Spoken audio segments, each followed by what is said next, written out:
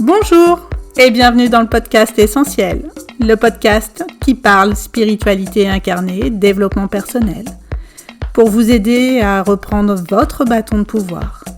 Je suis Stéphanie Courty, accompagnatrice holistique, fondatrice d'Essentiel, et j'accompagne les personnes souhaitant rallumer ce feu intérieur pour vivre. Ici, nous parlons à cœur ouvert. Je vous partage des outils, des clés, qui vous permettront d'aller vers votre essence pour une vie plus alignée. Prête ? Prêt à recevoir votre bâton ? C'est parti !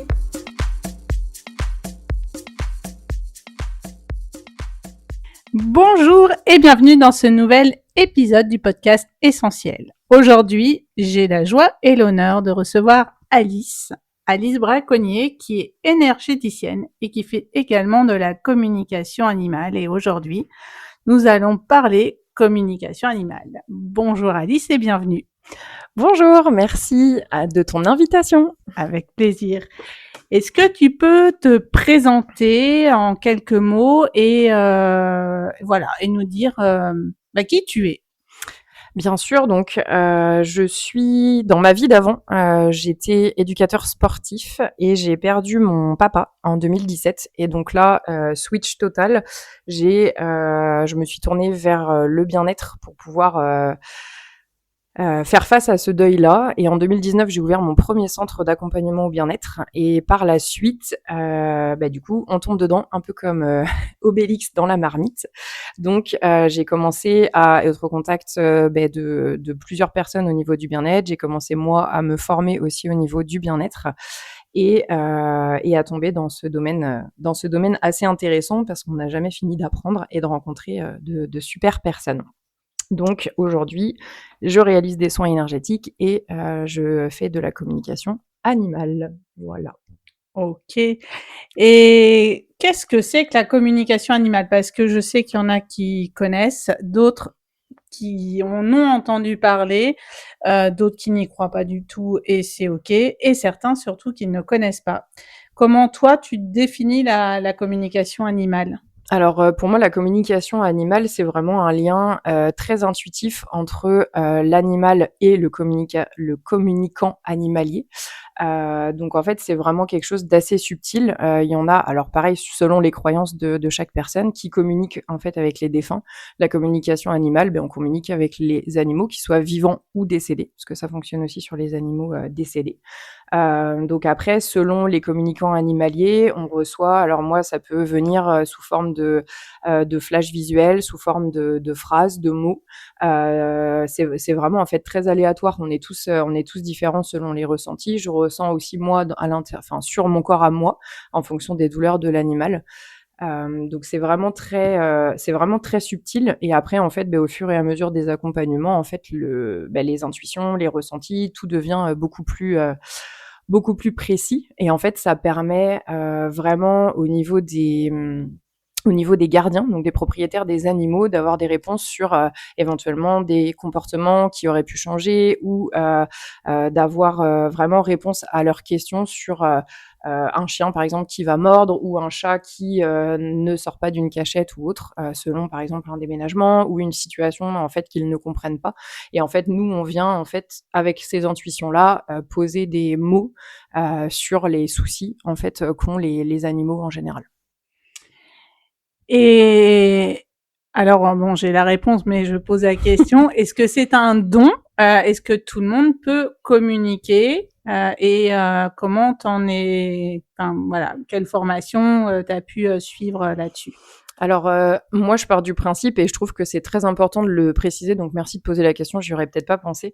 En fait, je pars du principe que tout le monde a des capacités. C'est juste que tu choisis de les développer ou non. Moi, je suis tombée dedans, donc bien sûr, je les ai développées. J'ai fait des formations dans l'énergétique, j'ai fait des formations dans la communication animale aussi, pour vraiment essayer, et je me suis formée aussi avec des spécialistes, des éducateurs canins et félins, justement pour vraiment appréhender entre le comportement des animaux et vraiment ce que je ressentais. Pour vraiment en fait, sur l'humain, c'est facile parce qu'en fait, le foie, il est au niveau du foie, sur mon corps à moi. Au niveau des animaux, en fait, les ressentis sont complètement différents. Donc l'idée, c'était vraiment de pouvoir aller me former un peu plus en profondeur avec des spécialistes des animaux, même dans le domaine, du cheval également, pour vraiment avoir les meilleurs ressentis et que ça soit vraiment très précis au niveau des sensations corporelles. Mais oui, on peut se former bien évidemment, à tout ça, si on en a envie. Et souvent, les gardiens d'animaux savent déjà quasiment les réponses. En fait, c'est eux qui connaissent le mieux leurs animaux, mais c'est vrai que souvent, ils ont vraiment du mal avec les ressentis et c'est entièrement normal quand c'est sur nos animaux.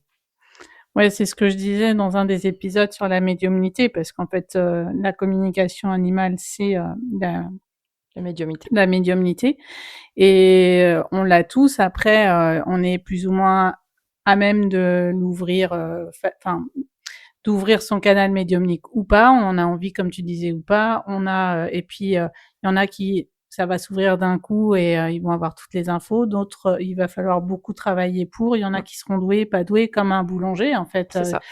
Il y en a qui sont doués tout de suite, il y en a qui vont beaucoup travailler, qui seront doués, il y en a qui travailleront beaucoup et qui seront jamais doués. Et c'est exactement la même chose. Et c'est important, ouais, de rappeler que ce n'est pas un don et qu'on a tous ces capacités-là, si on le souhaite, et en travaillant aussi, pour certains.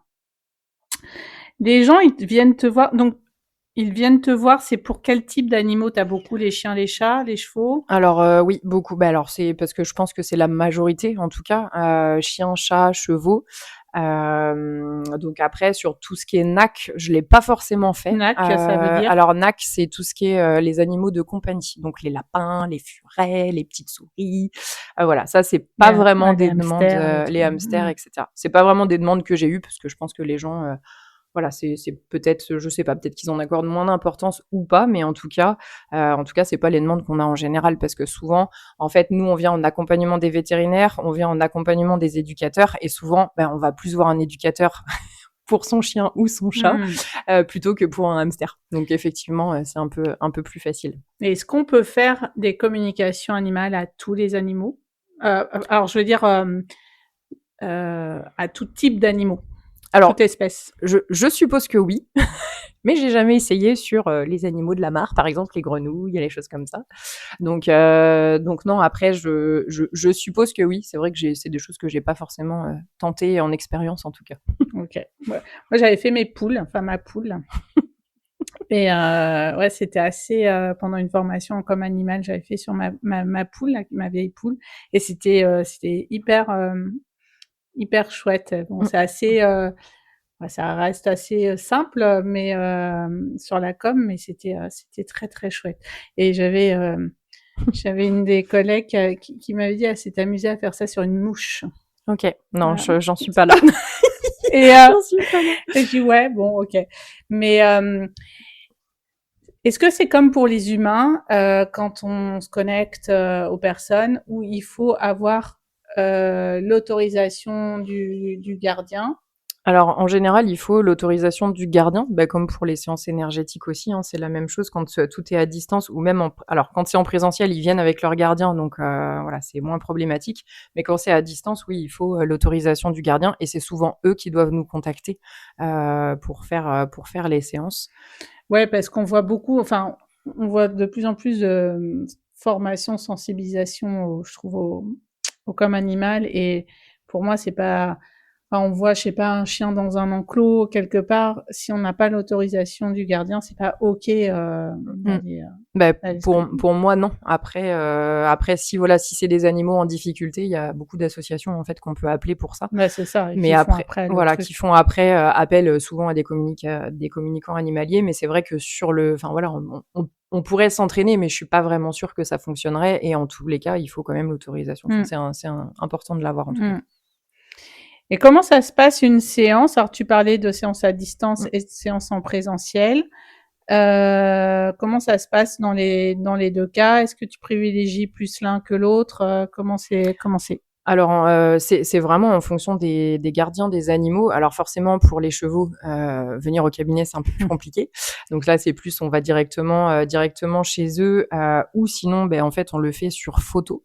Donc tout ce qui est à distance, en fait, moi, je me connecte avec l'autorisation du gardien, le prénom de l'animal, la date de naissance, ou la date de naissance estimée, et surtout avec des photos. Et en fait, souvent ce que je fais, quand c'est de la communication à distance, c'est que d'abord, je vais, moi, en fait, regarder sur les photos ce qui ressort, voir les premiers messages et après souvent je demande aux gardiens s'ils ont des questions, par la suite et si dans la communication, j'ai pas répondu à ces questions-là, enfin si l'animal me les a pas transmises, en fait, je vais les poser à l'animal par la suite, pour avoir les réponses aux questions des gardiens.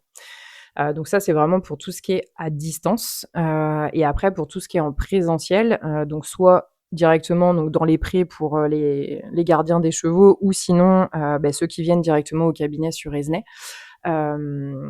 Donc là, c'est, en fait, les animaux sont les bienvenus au cabinet et ça se passe exactement de la même façon. Donc souvent, il y a un petit sas de décompression parce qu'ils savent pas où ils arrivent. Donc en fait, il y a un petit temps de pause, on va dire, où moi je discute avec les gardiens pour, voilà, faire connaissance.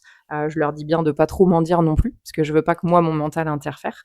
Et après, en fait, une fois que l'animal est posé, qu'ils sentent que les gardiens sont moins stressés aussi, hein, parce que ça va souvent de pair, du coup, on commence la communication et après, en fait, ça se fait vraiment, à l'instinct, selon ce que je reçois sur le moment. Et c'est quoi tu préfères? Alors moi, j'aime bien, souvent, en fait, alors je pense que je préfère être au contact des animaux parce que ça a toujours été le cas dans ma vie, mais après voilà, j'accepte aussi, bien évidemment le distance, mais j'ai besoin de faire des papouilles, voilà, souvent les gens me disent: «Ah mais vous allez avoir plein de poils» parce que je suis jamais, assise à mon bureau, je suis souvent par terre avec eux, mais voilà, c'est mon mode, de fonctionnement et c'est pour, voilà, ressentir, au mieux. Ouais. Et hop, je reprends mes questions. Hem, Et souvent le fait d'être aussi en présentiel, au-delà de mes ressentis, en fait, c'est que souvent quand les animaux viennent à côté de moi, ça me permet en fait de poser mes mains et de voir en fait s'ils ressentent des douleurs et en même temps que la communication animale, de faire des séances ouais. énergétiques en même temps. Voilà. Et les soins en énergétique, tu les fais aussi à Oui, distance, oui, enfin, comme tous les oui, soins énergétiques, en oui. fait. Ça change rien sur la qualité du soin et Non. le rendu, c'est juste toi, non, Non, parce que c'est c'est le lien. différent. Mmh. C'est le lien en fait qui crée ça et l'énergie circule de la même manière.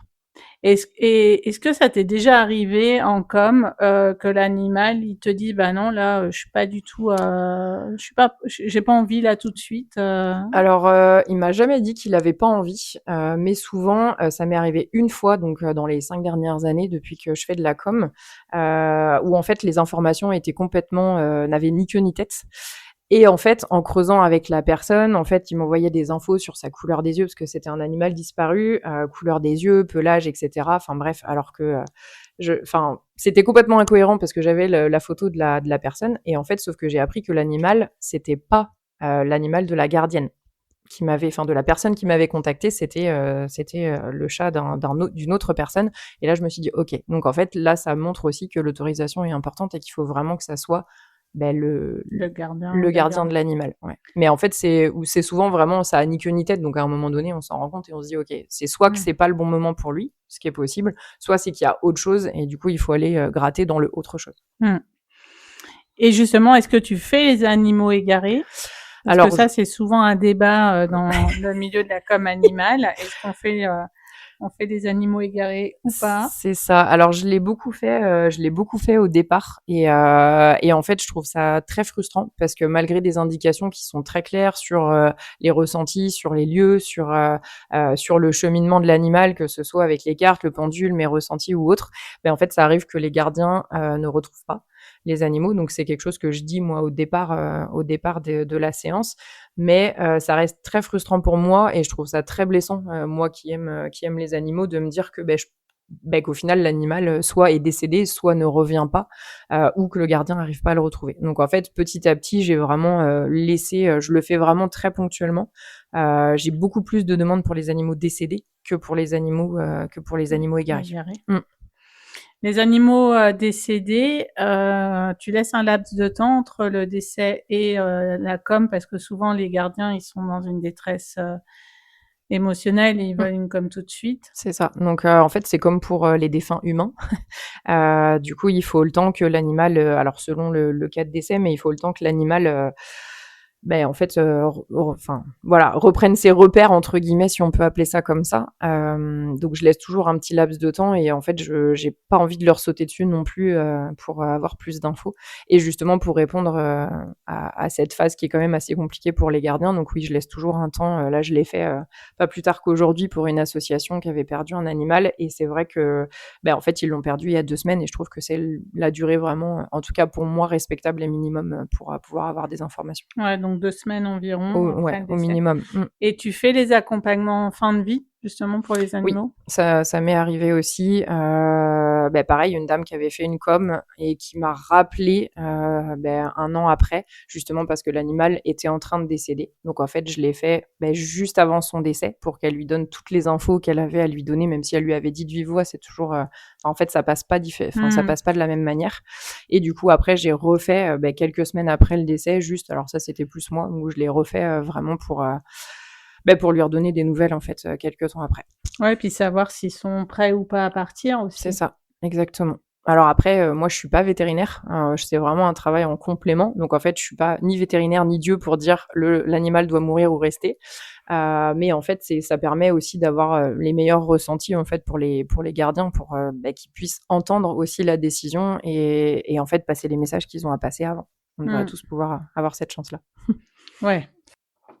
Et autre question, est-ce que tu fais aussi, plusieurs animaux pour les gens qui ont un chien, un chat, et qu'il y a des problématiques entre eux ou pas d'ailleurs?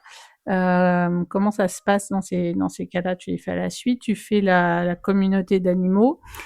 Alors en général, c'est selon, qui a envie de parler le premier parce que c'est comme pour nous, il y a des plus bavards et des moins bavards. Donc en général, oui, en général, ça arrive, surtout dans les fratries ou par exemple quand il y a, l'accueil d'un nouvel animal, pour rassurer l'ancien et accueillir comme il faut, le nouveau. Donc oui, oui, ça arrive, ou que, problème de comportement entre Mmh. l'un et l'autre. J'ai pas envie de dire entre chien et chat parce que ça arrive aussi entre chien et entre chat et chat. Mais oui, on peut le faire bien sûr sur plusieurs animaux de la même, fratrie, bien évidemment. OK, et une autre question que j'ai aussi souvent, c'est parfois on dit que les animaux, ils vont avoir un comportement ou des fois même ils déclenchent des maladies, pour prévenir les gardiens ou où il peut y avoir, des choses que l'animal peut dire en lien avec des émotions bloquées par le gardien ou la gardienne. Donc en fait, tu arrives par la com animale, mais c'est le gardien, enfin l'animal va bien, mais c'est le gardien ou la gardienne qui va pas bien. Donc comment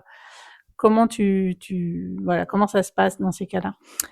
Donc souvent c'est le cas. En fait, nos animaux sont souvent nos miroirs, et en fait, ça arrive très souvent que quand l'animal va me faire ressentir quelque chose, je vais moi ressentir si ça vient, de l'animal ou si c'est sur le gardien et en général, ils ont toujours des messages à faire passer pour justement améliorer la vie de leur gardien. Parce qu'en fait, ils ont un amour inconditionnel, hein, envers, Mmh. peu importe l'animal, mais envers, les gardiens ou les personnes qui les ont sauvés et en fait, l'idée, c'est vraiment il y en a beaucoup qui passent par la communication animale pour aller chercher, entre guillemets, «le début d'un cheminement énergétique ou d'un cheminement spirituel» et en fait, on peut venir après, entre guillemets, «cheminer», avec un travail énergétique sur le gardien.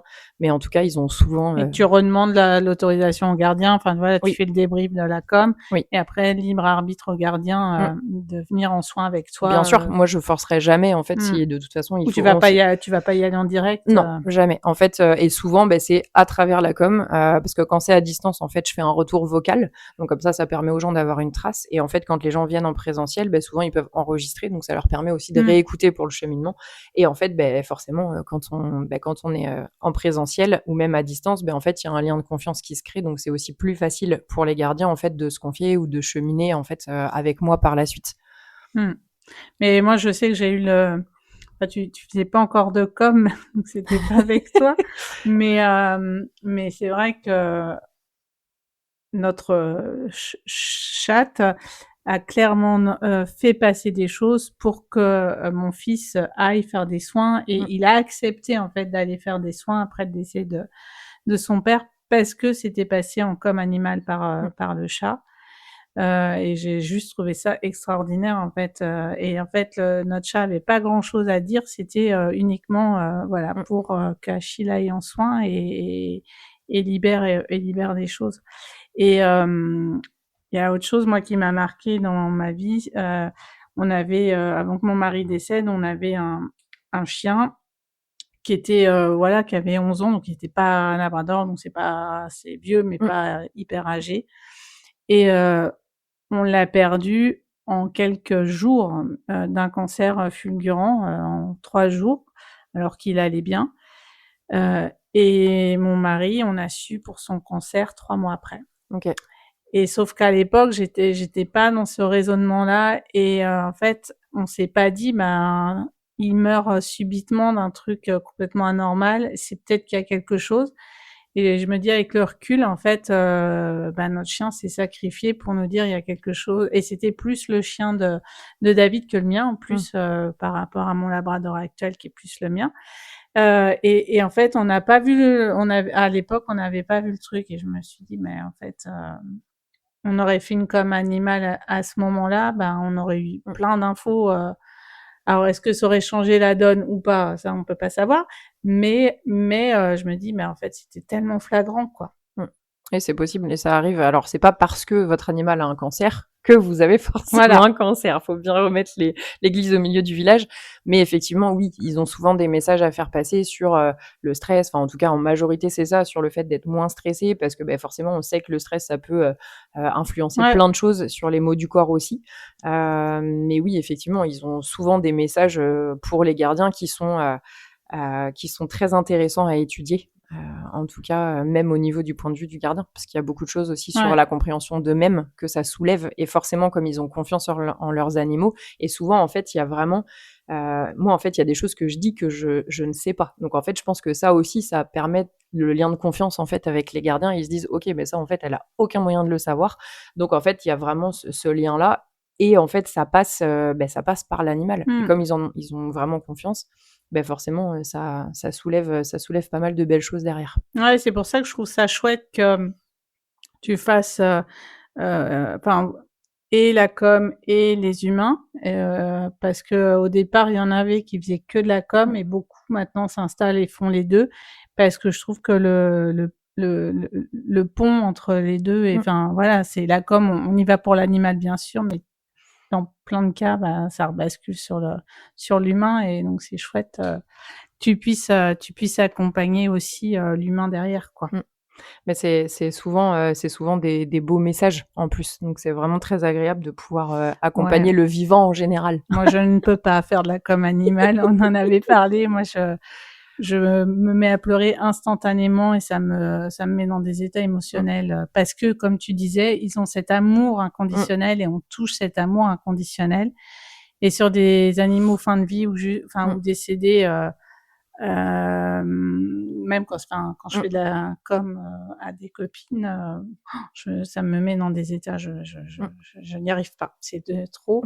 Mais c'est effectivement, c'est des boules d'amour et voilà, c'est extraordinaire. Et ce que je trouve aussi très chouette, c'est qu'ils n'ont pas le même rapport à la mort que nous. Pas du tout. Et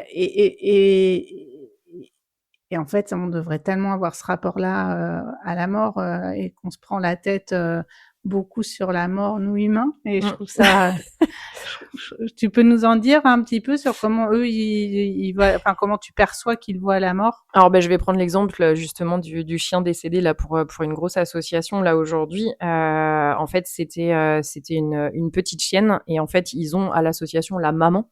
Donc en fait c'était pas du tout prévu qu'elle décède, c'est pareil un accident malheureusement et en fait c'est le premier truc. Alors forcément, en fait, tu parles d'émotion. Moi, ça m'arrive très régulièrement de pleurer parce que surtout quand c'est des choses comme ça. Donc là, retranscription. Moi, en étant maman aussi, là, du coup, c'était le message de la maman pour sa petite chienne. Enfin, donc voilà. Donc des fois, ça peut être très très très émouvant et en même temps, on se prend des doses d'amour. Et en fait, eux, ils sont tellement là-dedans qu'en fait, je saurais même pas si j'expliquerais correctement, mais en fait, ils sont tellement dans un amour inconditionnel qu'en fait, quand ils montent, en fait, je pense qu'ils gardent tout cet amour-là. Parce que nous, en fait, souvent humains, on se dit ah ben il faut avoir une belle maison, une belle voiture, qu'on ait de l'argent, qu'on ait plein de choses. Et en fait, ben malheureusement, ton argent, tu l'emmènes pas là où tu vas, quoi. Donc, enfin, en tout cas, tu l'emmènes pas au paradis, comme on dit. Donc, en tout cas, c'est vrai que c'est que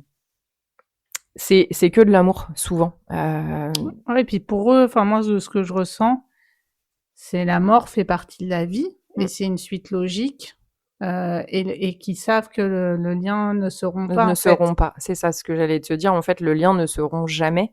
Et ils savent, enfin là, le message de ce matin, par exemple, c'était vraiment, bah, de toute façon, on se revoit bientôt, en fait. Donc, il n'y a pas cette notion de temps. On le dit, les animaux, dans la vraie vie, n'ont pas de notion de temps. Mais là où ils l'ont pas non plus. Et en fait, c'est comme s'ils savent même avant de partir que de toute façon, ils vont tous se retrouver à un moment donné. Ouais. Et ça, c'est vrai que le lien d'âme à âme, c'est vraiment très chouette. Ouais, ça, Et rien de que cœur d'en à cœur. parler, ça On ne pleure pas. Ça me donne envie de pleurer.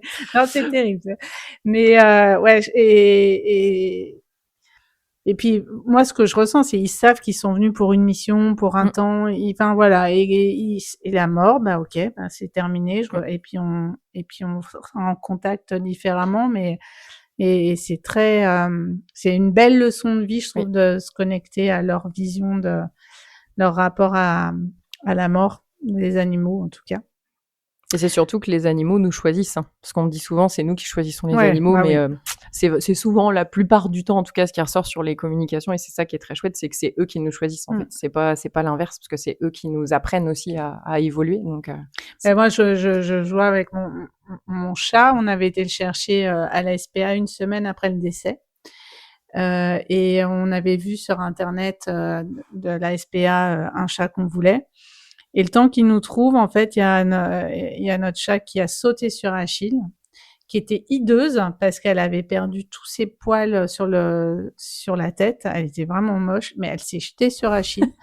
Et en faisant la com après, en fait, elle nous a dit, j'ai fait cette pelade pour que personne vienne, je sois pas adoptable tellement j'étais laide, parce que je vous attendais.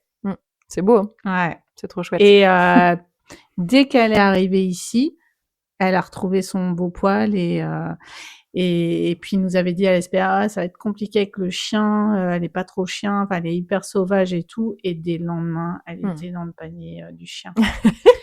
Et voilà, et je trouve ça et là clairement, bah on a vu qu'elle nous a choisi parce qu'on n'était pas parti du tout pour elle et elle s'est jetée dans les bras d'Achille et Achille a dit bah c'est elle en fait. Donc trop chouette. Ouais, c'est des belles histoires. Bah toujours, hein, mais ouais, c'est comme tu dis, ils nous choisissent et ils sont là pour une mission et c'est que de l'amour en tout cas. C'est ça. Est-ce que tu as des choses que tu voulais rajouter qu'on n'a pas vues? Non, je pense j'espère en tout cas, pour tout le monde, qu'on a fait le tour. T'es joignable, on te trouve donc sur les réseaux sociaux, oui. Instagram, Alice Braconnier. Ouais, Instagram alice.braconnier, sur Facebook aussi, sur mon site internet aussi. De toute façon, je mettrai tous les liens dans la description. Merci, c'est gentil. Et puis merci beaucoup pour d'être venu sur le podcast, faire découvrir cet outil qui est un merveilleux outil qui est la com animale et à très vite. Merci à toi, merci beaucoup. Belle journée, on se retrouve dans 15 jours pour un nouvel épisode qui sera très intimiste. Je vous en dis pas plus. À bientôt. Merci Alice. Merci à toi.